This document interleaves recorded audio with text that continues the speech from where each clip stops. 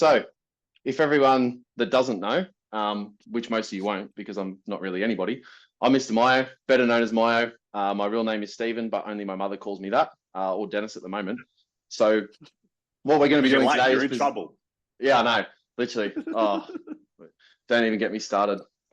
But one of those things is he's asked me to speak about in regards is injury basics, right? And so I'm giving you guys an understanding of what injuries can look like, how we can manage them, what they actually are, and how we can classify them and steps we can take, you know, if they do present in your training. So shout out to these guys, obviously going above and beyond for their clients, which is unreal, putting these things together and asking and collaborating with people like myself. So it really shows that they care, because if there's one thing that slows people down from their gym progress, it's definitely injuries. And I think more so it comes from a lack of understanding rather than the actual injury itself. And that's something that we're going to cover today. So if there's at any point you guys want to ask a question or whatever, just literally sing out. I can't see everybody's screen, but yeah, just sing out and we'll have a bit of a discussion around it. All right. So first of all, what are we going to cover today? So we're going to go through like what is an injury, classifying them, you know, the difference between pain or discomfort. We're going to learn about tolerance and capacity. Tolerance and capacity will then set us up for how we can, you know, how injuries do happen, but then also how we can prevent them in the future.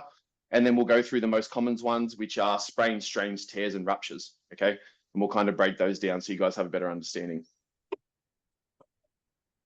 All right. So first thing, housekeeping. Don't be this fucking guy. Honestly, if you see this guy pop up on the screen, this is a cue for you guys to ask questions or give answers. Okay. So I use this as a bit of a prompt because whenever you go to a seminar, you go to a workshop or something like that, there's always that dude who's still like, you know, the episode of, I think it's not episode, it's The Hangover. You know, he's like, I have a face that you really want to punch it. That's this guy for me. All right. So don't be him. If he pops up, give me some answers. Don't sit there and be awkward. Just throw it at me. All right. Cool. So what is your definition of an injury? Who can give me a definition or what they think an injury is, right? There's no right or wrong answers. I don't know how to use my fucking phone. So. Something that incapacitates you and stops you from doing what you would normally do. Okay, cool. Yeah, absolutely. So decrease of performance in completing a task. Yeah, would be like a very similar one. What sort of injuries do you typically see pop up with your training?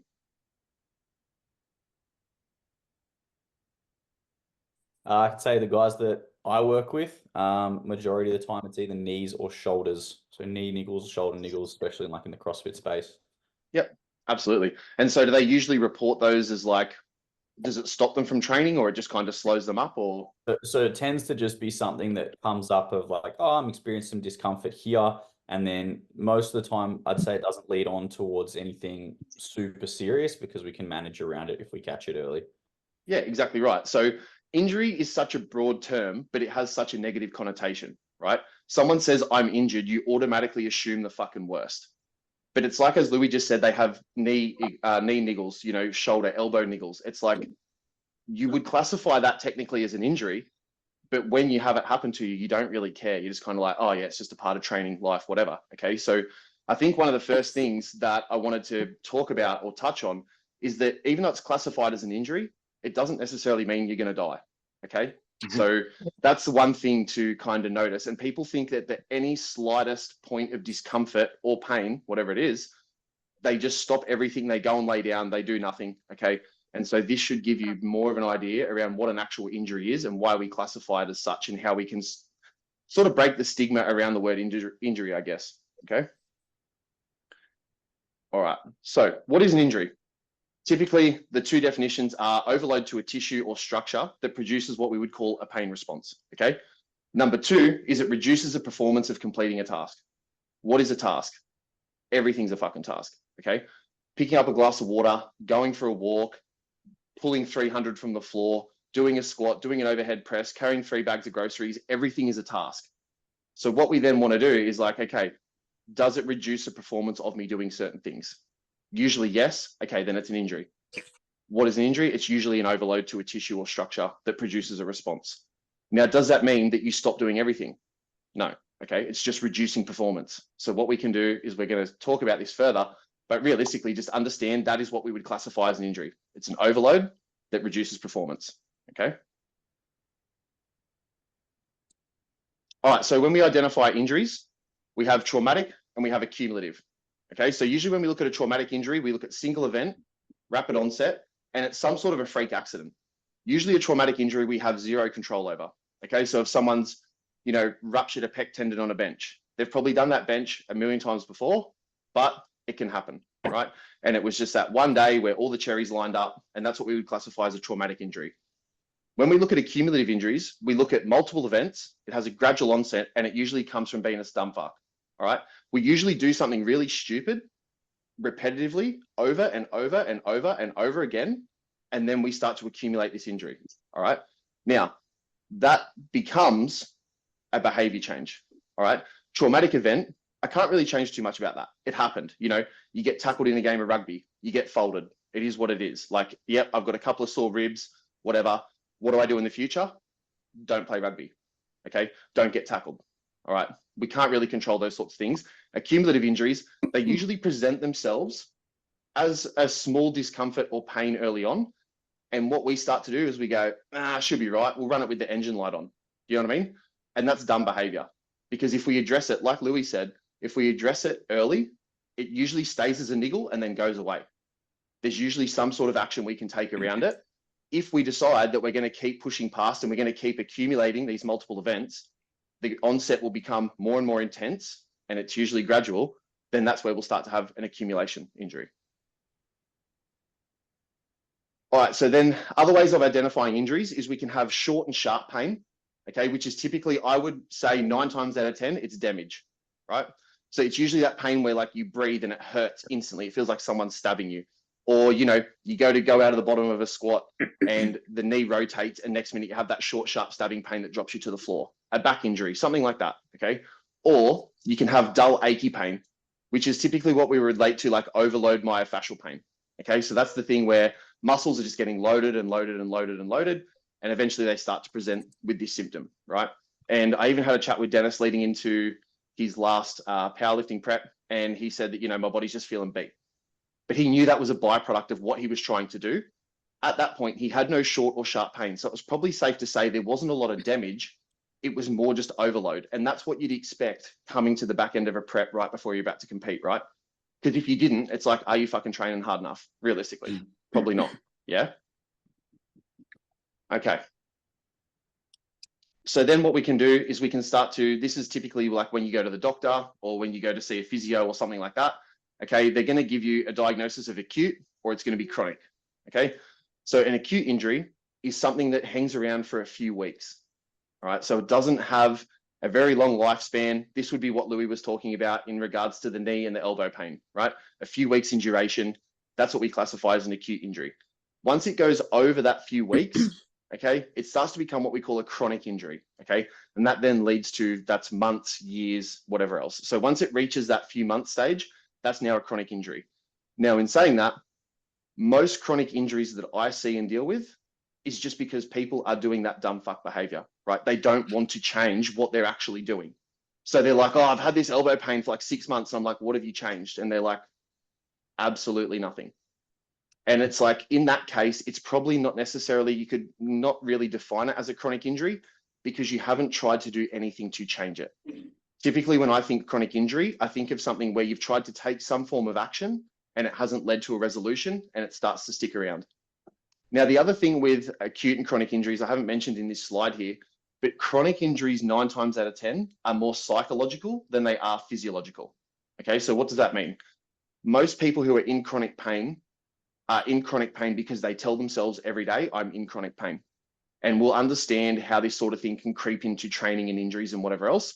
But understand that most things aren't chronic if you take action. Acute injuries will happen even if you take action, but they typically don't last that long. Chronic injuries will start to hang around if you don't do something or just throw your hands up in the air and go, fuck, that's just who I am. That's how it is. Okay, it's not. Pain is not, and this is another thing too, pain is not normal, right? We kind of learn that, pain is a normal part. And like, yes, it is to some extent, I would say more so discomfort.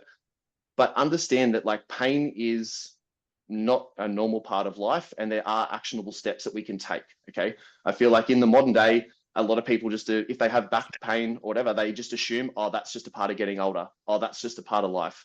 Okay. That becomes a chronic injury, but realistically, they haven't taken any fucking action to fix it.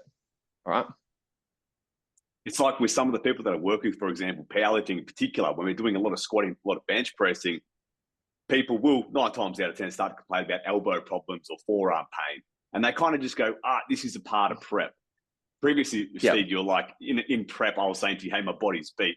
There is a degree of, we're going to feel beat when we're increasing our performance. But I'm also under the presumption that pain is not a normal thing. And I don't buy into, you should be experiencing pain if you're doing performance to a high degree. I still think there's some actions we can always take to reduce it. Yeah, absolutely. And like you had a really good point on that on one of your Instagram posts about, alleviating that elbow pain, right? Yeah. And with that elbow pain release technique that you were showing people, was that symptomatic or was that behavior change? I would say it was symptomatic. Yeah. But it was also to a degree behavior change. Yeah, it is a degree of behavior change, but it's more symptomatic relief, right? Because that you would have to change either, rotation at the shoulder or change hand positioning or something to eventually underload that structure. But if you were going into, say, a comp and you were like, okay, this is my bench technique, I'm not going to change it at 3 weeks out. Maybe I do some symptomatic relief to get me through, and then eventually I'll look to overhaul the behavior. Yeah. Absolutely. Yeah. So yeah, that's how I kind of look at it, because I think a lot of people too, when you start to talk about the whole pain debate, what they do is they go, if I train a certain way, I'll never experience pain because I have the best coach and the best tools ever. And it's like, anyone who's ever pushed something, you do get to the end of a set and you're like, one more. Oh, why not? I'll do it. Yeah. And then next minute you go, that was a bit fucking silly, Yeah. So I think it's sometimes too, I always find if it's discomfort and it doesn't affect performance too much, there isn't really a need for a change until you have the time available to do so. Yeah. All right. So what is pain? All right. And this is actually something that is going to, if you don't understand this already, this is something that's really going to open up the debate and get you thinking about it. All right. So typically what we would classify as pain receptors in the body are called nociceptors. All right. Now, nociceptors respond to a change in, so these are just like little sensors that are inside our nervous system and within inside our muscles and whatever else. Okay. So nociceptors respond to a change in pressure and stretch, a change in the thermal environment, and a change in the chemical environment. All right. Now, if anyone here has ever stood too close to a bonfire, it fucking hurts, but you're not on fire, right? Yeah. So there's a change in the thermal environment and your body is telling you, it's like, hey, don't stand any fucking closer or that's going to hurt. But it's like, I'm giving you like a warning signal, right? Now, the interesting thing about all those three is, where does it say it detects pain? It doesn't, right? So the brain will register, we will register it as pain, but it's really just a stimulus saying, hey, there's a change in pressure and stretch, the thermal environment or the chemical environment, okay? Now, when we start to look in injuries, okay, when we start to overload certain structures, let's say if I have that person who has that rolled in shoulder and they bench and they go, fuck, my shoulder hurts. Do you think maybe, is it that there's damage to the shoulder, or is it maybe the shoulder joint is that shut that increase in pressure causes this nociceptive trigger? Okay, so at no point do we have pain receptors. We have nociceptors that pick these things up, okay? Same as the chemical environment. If you were to damage a structure or you were to, tear a muscle, strain a muscle, you will have an inflammatory response. That inflammatory response is a change in the chemical environment, okay? That way, that will get perceived as nociception. How many times have you cut your finger? You're not going to fucking die from cutting your finger, but it hurts. And you go, oh, that's pain. But you start to understand, you're like, well, I know that last time I cut my finger, I didn't die. So that's okay. I'm all right. It's a lot the same with pain and other injuries, okay? The first time you do the injury is always going to be the worst. You're going to think it's the worst because you don't know what's happening. If you hurt your back, like I can put my hand up and say, from being dumb and full of steroids when I was younger, I have done 13 disc injuries in my lumbar. I have no disc basically between my T12 to L5 S1. It's just obliterated. And that doesn't stop me from training at all anymore, whatsoever. You look at it on an MRI, it looks terrible. People go like, how do you do what you do? But it's like there is no, there's no damage receptor there. There's no pain receptor there. All it measures is those three things. So we can still function in the presence of damage to structures and whatever else, okay? All right, so severity of pain, right? And this is actually going to shock a lot of people. So remember what we talked about with nociception, right? Put your hand up if you've got a dad or a parent, right? Whose parent said to them, especially their dad, because this is what I learned from my dad, probably the only thing I learned, to be honest, was don't bend over like that. You'll break your back. You'll end up in a wheelchair. Don't go to the gym. Don't go lift those weights. You'll break your back. You'll end up in a wheelchair. All right. Yeah, we've all heard that, right? You get one back. Don't fuck it. You get one back. That's it. You only get one. And then once it's done, it's gone. Chuck it in the bin, scrap heap. You're off. You'll never do anything for the rest of your life. Right? Now, when we look about that, what do you think if we were to look at the nervous system? Okay. So when we look at our nervous system, we have two subdivisions of our automatic nervous system. So our autonomic nervous system, which is our automatic nervous system, okay? We have arrest, digest, reproduce, so wind, dine, 69, and then we have fight, flight, freeze, okay? So what we do is we have these two divisions, right? So we have like our fight, flight, freeze, wind, dine, 69, okay? They're our two divisions. What we then do is depending on what stimulus we have come in from the outside environment, that will dictate what response we have, okay? So imagine we get told for most of our childhood life that if you bend over, you lift that wrong, you're in a wheelchair, one back, you'll fuck it, whatever. Whenever we experience any sort of pain or discomfort, that nervous system gets turned up to 10, right? So our nervous system is on high alert now because it's like, I remember someone saying this. I remember if I hurt my back, I'm in a wheelchair. I don't want to be in a wheelchair. So then the nervous system turns up to 10, okay? So what I want you to think about is the nervous system is like an amplifier, okay? All right, so now what we'll do is we'll start to relate this to pain and the severity of pain, okay? The nervous system is the amplifier, okay? Nociceptors are the guitar, all right? If I strike a G chord and I have my amp on 1, I get a very low level, G chord, okay? If I have my nervous system or my amp turned up to 10, I strike that same chord, it sounds completely different. It's loud, it's obnoxious, it's terrible, it's scratchy, it's like turn that fucking thing down, right? Both instances, all I did was strike the G chord. But what changed it was the amplification.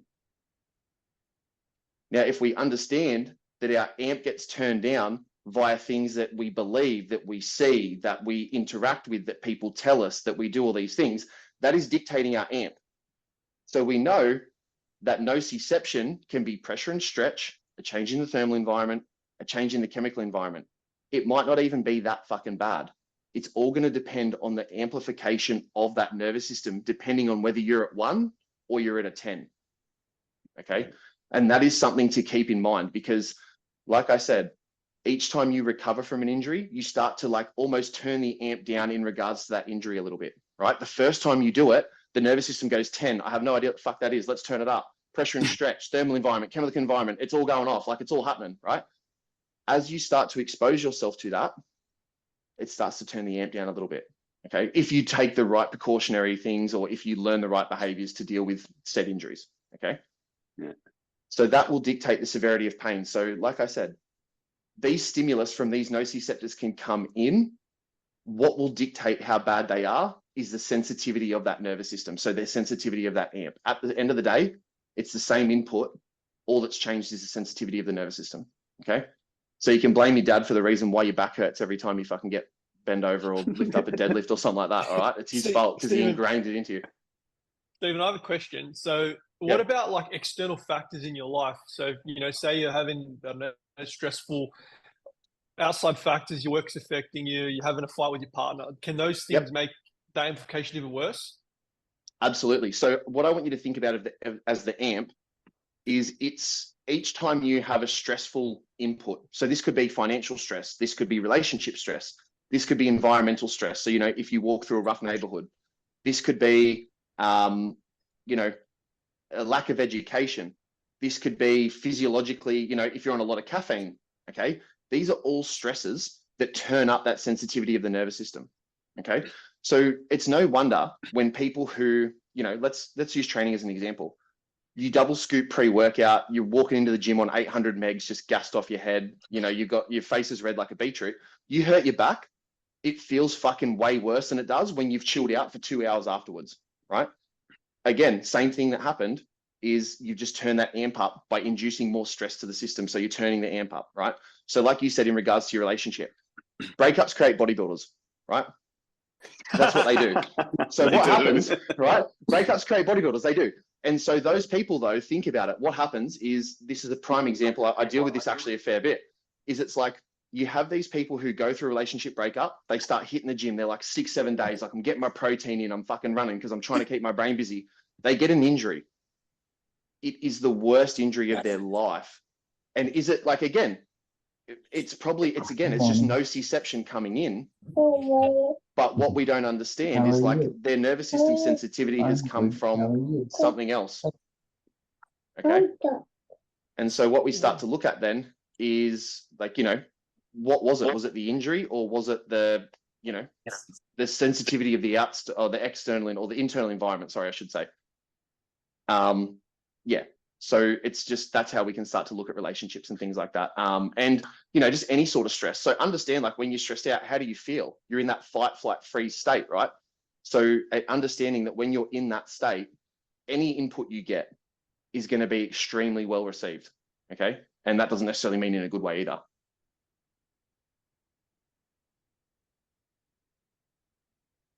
All right. So is it pain or discomfort?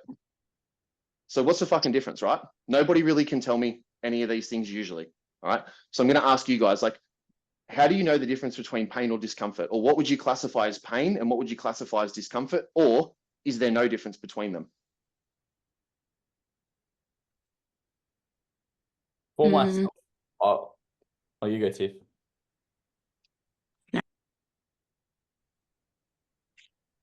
No? No. Okay, for myself, I would classify discomfort as it is something I can feel, like it's a new sensation that is not necessarily normal, but it's not at a level that's really hindering me from doing something.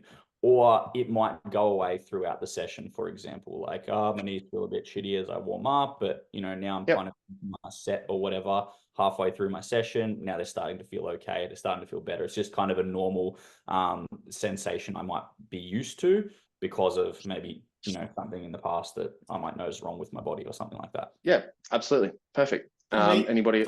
Yeah. For myself, if I stop that activity or that exercise and, you know, the response or the pain response goes away, I can see that as discomfort. Whereas if I stop that activity and I continue to feel, you know, those exchanges, then I'll kind of consider that pain.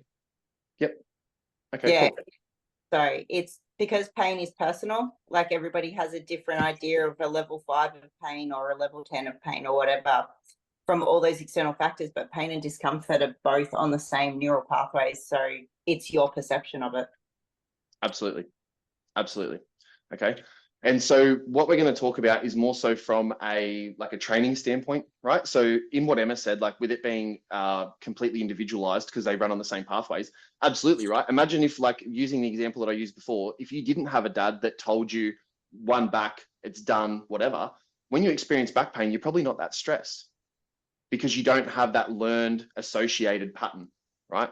So it's exactly right. It is completely personalized, 100%. And so when we talk about it in regards to training, this is how I usually break it down for my clients, because people come into the clinic every day and they're like, I have pain and it hurts and all this sort of stuff. And they walk in like singing in the rain, like swinging a fucking umbrella, and they're like dancing around. I'm like, it can't be pain, man, because like this is how I would perceive pain to be. Okay. So we look at it from, rather than taking a subjective standpoint, we look at it from more an objective standpoint when trying to look at injuries in specifics, right? And so pain and discomfort, let's start talking about what they have in common, right? Both are just a behavior change mechanism. That's all pain or discomfort is. It's telling you, like Moosh said before, it's like, I do that exercise and then I fucking don't, and it goes away. And then it's like, okay, if I do that exercise again, it's going to hurt, right? And so then what we start to look at is it's like, well, that's the behavior change, right? He was like, I don't like that behavior. I'm going to change it. All right. So then he starts to do that sort of thing. He's like, I'm going to change exercises. I'm going to do whatever else. All right. Then it starts to relieve. And he's like, all right, I'm not going to do that. If I keep pushing through it, I know I'm going to have this pain or discomfort. Right. So they do have one major difference though. Pain makes you stop. Okay. So let's think about this. This is you. This is pain. All right. You'll stop.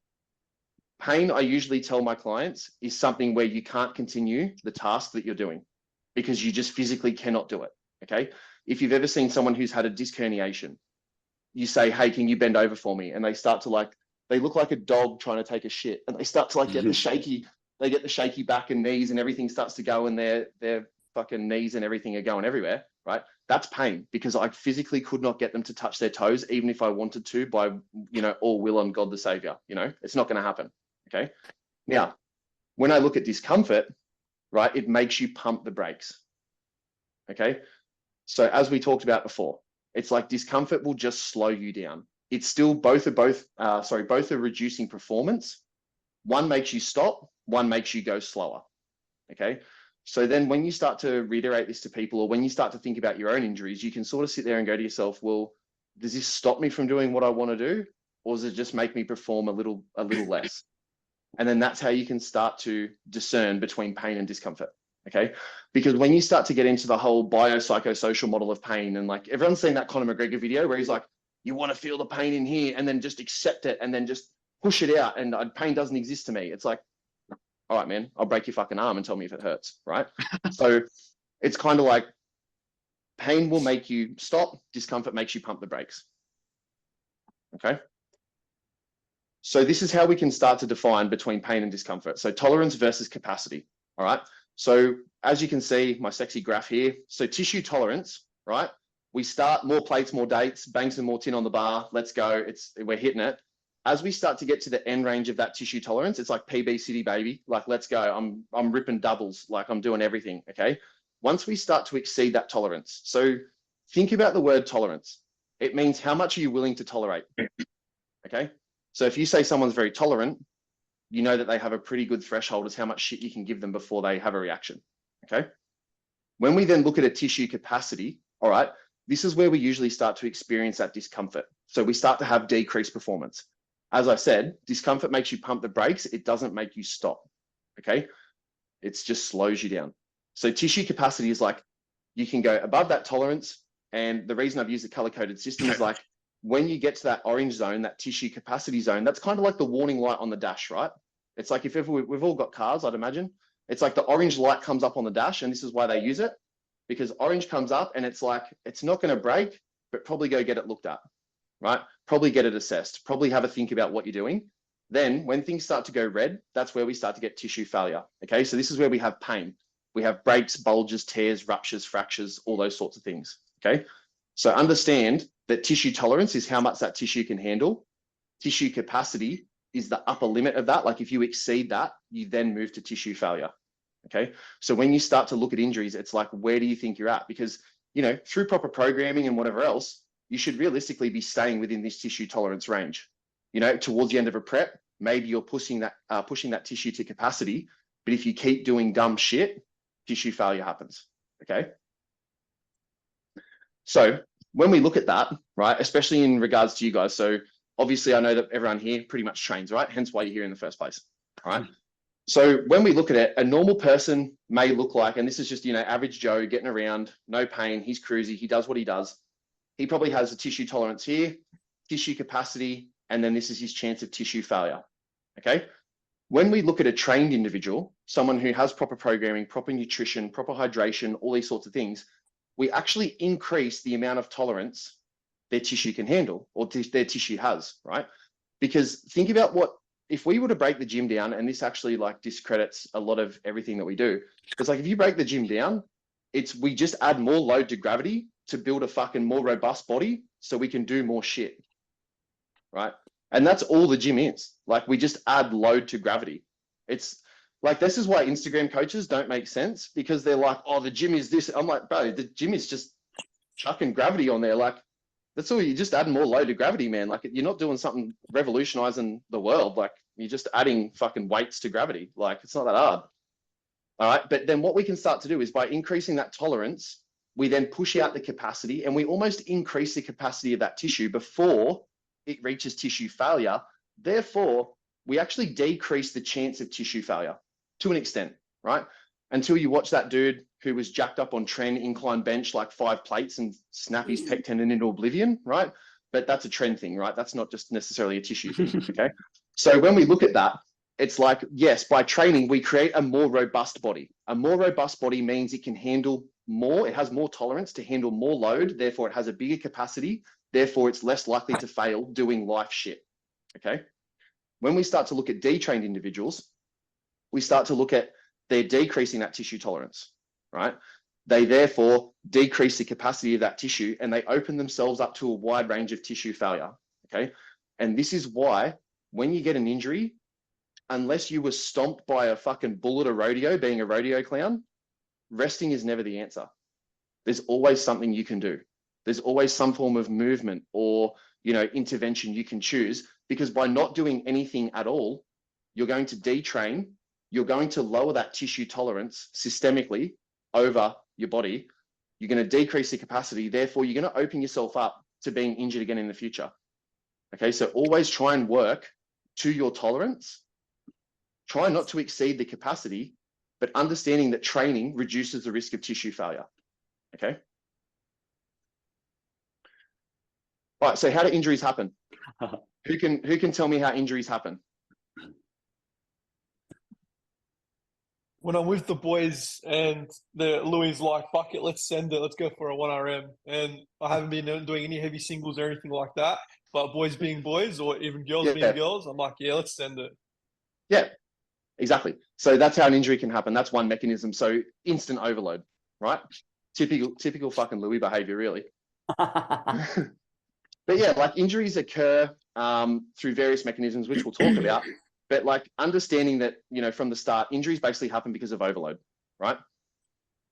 And now, like, I hate maths, but it's a maths equation, right? So how injuries happen is applied force is greater than tissue tolerance, right? And if we look at applied force, let's just say load, all right? It's heaps easier, right? And as I said before, what is weight training? What is the gym? What is coaching? It's just adding force to gravity to build a more robust body, right? Now, tissue tolerance, as you saw before, is like how much tolerance the tissue has before it ends up at capacity towards failure, okay? So how much load can I put on a tissue within its familiar range, okay? So we have 2 choices, all right? Now, when we look at the 2 choices, we can either change the behavior or we can increase tissue tolerance, all right? Now, who's seen The Matrix? All right, what pill does Neo take? Probably the green one. red pill. Takes a red pill, always red pill. So the reason I use this image is because increasing tissue tolerance just means getting stronger, right? Is getting stronger the solution to all of your problems? Not really, not at all, okay? People go, oh, just get stronger. No, because if you're already trying to get, like, I'm assuming most of us train, therefore we're already trying to get fucking strong, right? It's like when James Smith bangs on about calorie deficit. It's like, bro, I'm fucking trying, honestly, but give me something to work with here, right? It's kind of like increasing the tissue tolerance and getting stronger isn't always the answer. So then what we do is we look at behavior change, right? When I say behavior change, again, it's like when the boys were talking before about saying, you know, 1RM, let's send it, let's go, right? That is like, all right, if I snap my patella tendon doing that, I'm probably not going to do that again, like unprepared, go into a 1RM. I'm probably going to change that behavior. If you don't, again, that's that dumb fuck behavior, right? So when we look at changing behavior, that also means changing our accesses to ranges of motion, right? Most of us will bias certain positions with our training and do certain things. But next time you, like, you know, you can run some simple mobility tests. And if you don't have access to a range, that's kind of like a behavior. And then if you repeatedly keep loading into that lack of range of motion, you start to get overload. Without changing that access to mobility, you're still going to get the same shit. You're going to get overload. You're going to get injuries. Okay. Yeah. Stephen, So always. Stephen, you got to. Oh, sorry. I was going to say what you just said there is perfect because Emma's on this Zoom call, but she heard herself before, and she sent me a message last week saying the class was going heavier, and she decided to go heavier, but she stopped herself just short of failure because she messaged me, which is always what I like when they tell me that they've gone heavier. And she didn't go any heavier than she needed to, but she still experienced and got to work with the class and stuff. And so, that's a perfect case of what you've just said there. Yeah, absolutely. And so I think the thing is, right, is that changing of behaviors, because pain is just a symptom of a behavior. Okay. So it's a behavior change mechanism. It's telling you, hey, I don't like this behavior. So then people go, I'm going to outsmart pain. I'm just going to get jacked. And it's like, it's not always the answer, right? Always look for behavior change, because I can almost guarantee you that behavior change, when you first start to experience pain or discomfort, is going to be way easier than trying to get stronger. Okay. Now, some people, they need to get stronger. If I had an 83-year-old grandmother who sits in a nursing home and, she'd never exposed to weight training at all before, she's probably not strong enough, right? I could probably just get her stronger, but that's not you guys, right? If you can lift, a certain amount, if you can deadlift your own body weight, realistically, you're strong, right? In comparison to life tasks. All right. So then more so you're going to need behavior change, not an increase of tissue tolerance. All right. So typical injuries we experience in the gym, right? We have sprains and strains, tears, ruptures and breaks. Now, realistically, they're all the same shit, just in different severities, right? It usually starts as a sprain or a strain, then it goes to a tear, and then if you keep going, it will rupture or it will break. Okay. So the guy who ruptured his pec tendon on that incline bench with, I think it was Larry Wheels, right? It's like he 100% had a strain there. He had tears and he still pushed. And then on that rep, boom, rupture, broke, gone. Okay. So what can we do around these certain injuries, right? So sprains and strains, chill out. Just, don't try and push through the rest of your session. If you want, go and do some machine shit. If you sprain your ankle, go and do some machine chest press, go and do some arms, like get a party pump, put an extra tight shirt on, feel good about yourself for the next 24. That's cool. All right. But then what you can also do is go, okay, what was the behavior that caused it?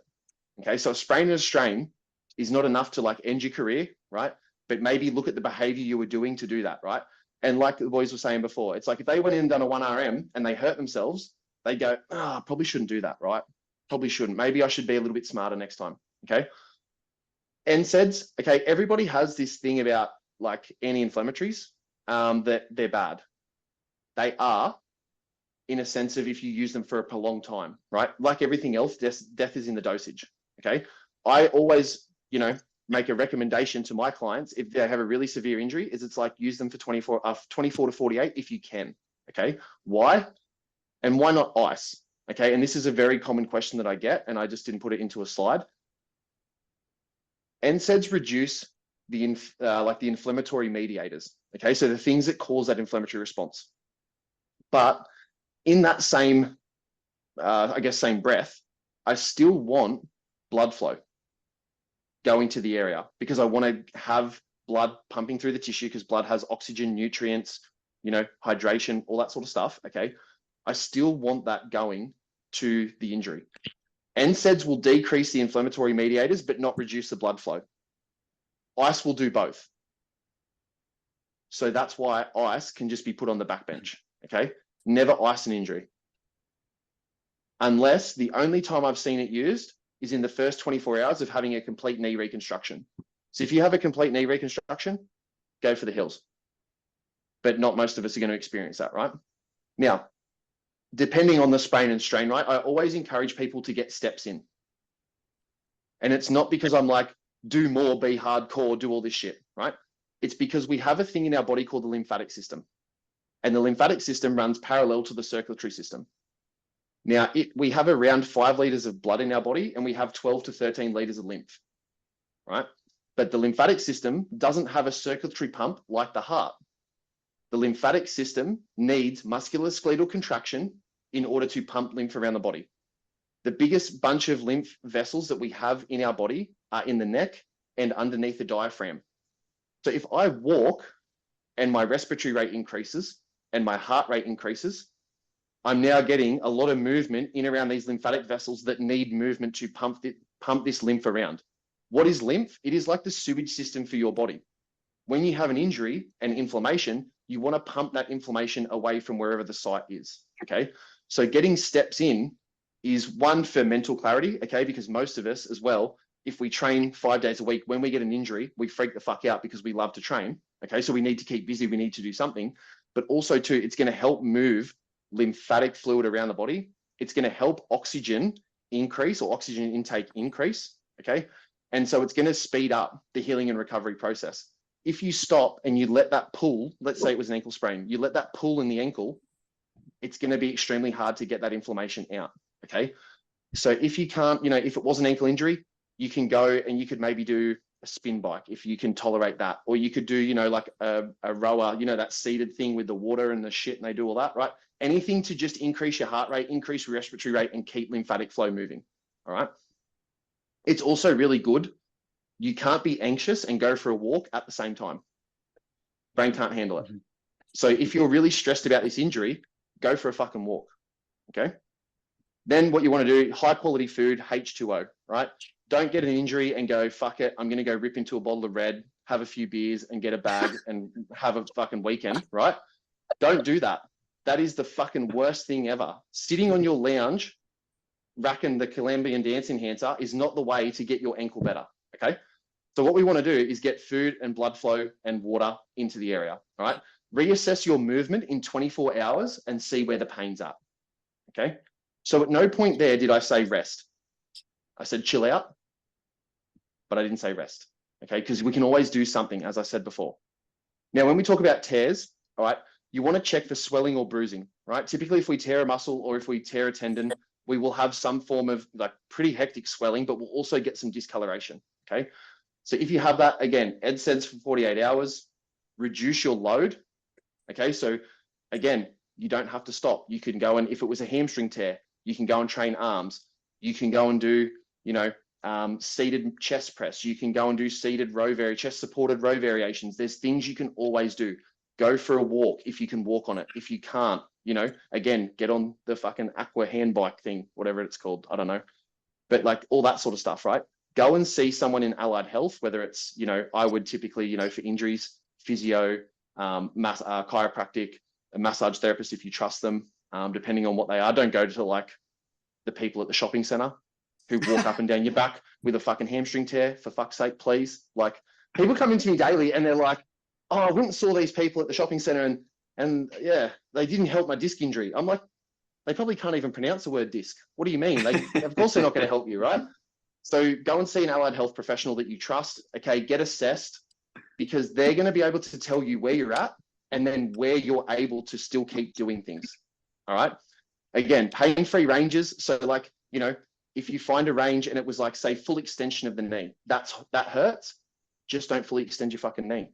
Like go and do things in a different capacity, but find your pain-free ranges, use machines to your advantage and keep moving.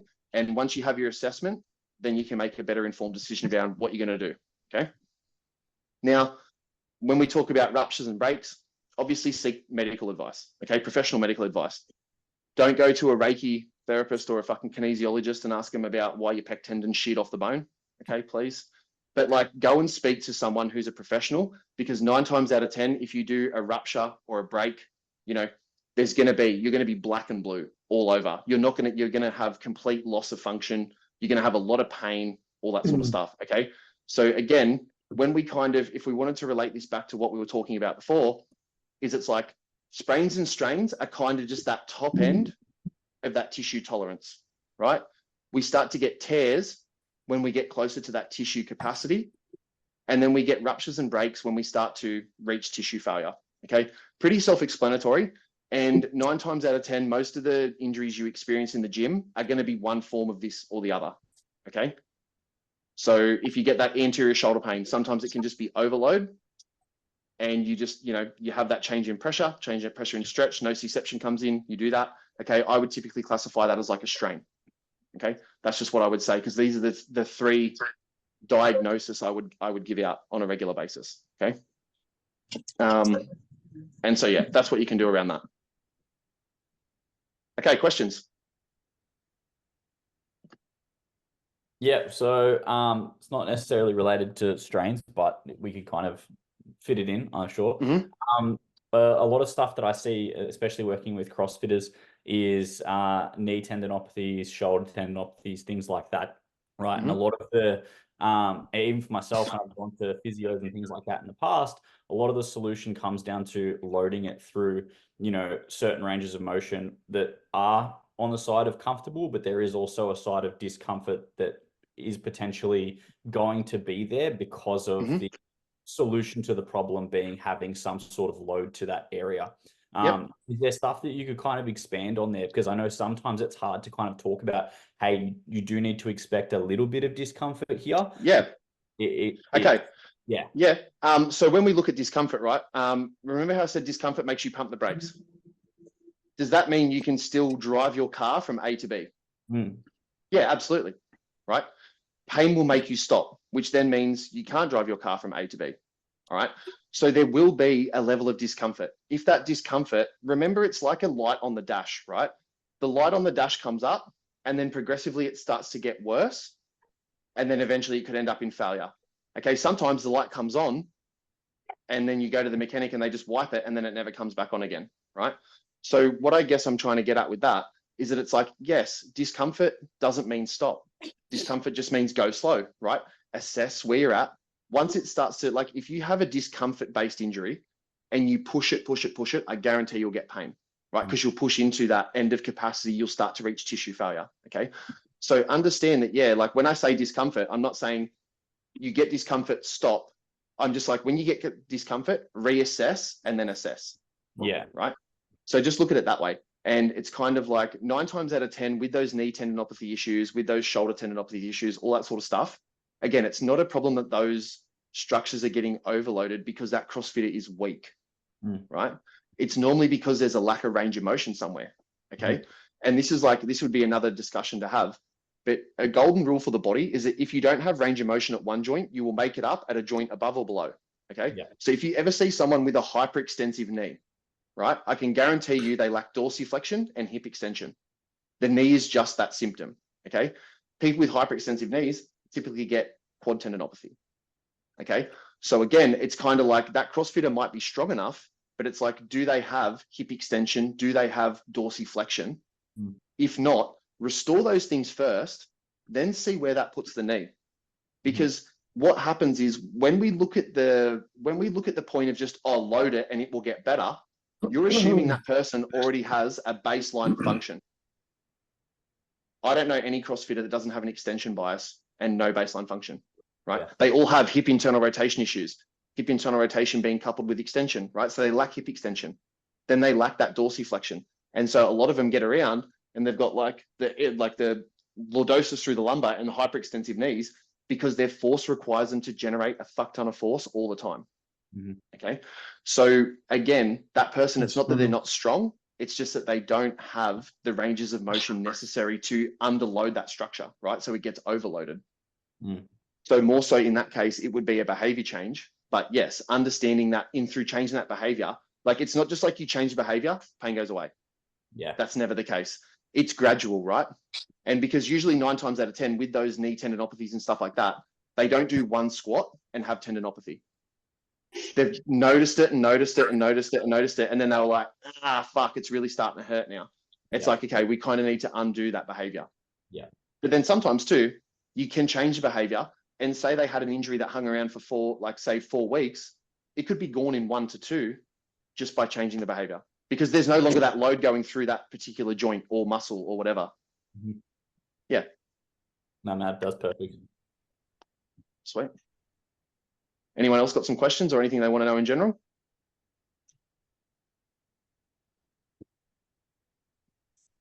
Crickets. Cool. We're all that guy. All right, so thank you. Yeah, literally, it's all right. Yeah, no, so thank you. I really appreciate everybody obviously taking your time and coming attending this morning. It makes it a lot easier when you have faces to talk to and people to interact with. It definitely makes my job a hell of a lot easier. But also too, I'm still surprised that people want to listen to me talk. So thank you so much for that. And I really, really appreciate it because obviously these guys have gone above and beyond to try and bring this for their clients. So yeah, I appreciate you guys showing up. Thank you, Stephen. Appreciate it. Steve, if you could just hang around for a few moments when we cut this off and just have a bit of a chat. Absolutely. Yeah, for sure. So if you guys want to know any more about me or what I do, or you need like some sort of assessment, or you want to ask questions around injuries or whatever, this is how you can find me. So my Instagram is Mr.Myo. It has an underscore on the end. I just forgot to put that in there. I realize that. My email, mrmyomassage@gmail.com, or my website is www.myogroup.com.au. Okay, so if you want to find me at any point, any capacity, just do that. Usually through Instagram. That's the easiest place to find me. But yeah, if you want to know more about injuries or ask any questions in relation to that, I'm more than happy to help. Thank you. No worries. Thank you so much. Cheers. Thanks, everyone. Thanks.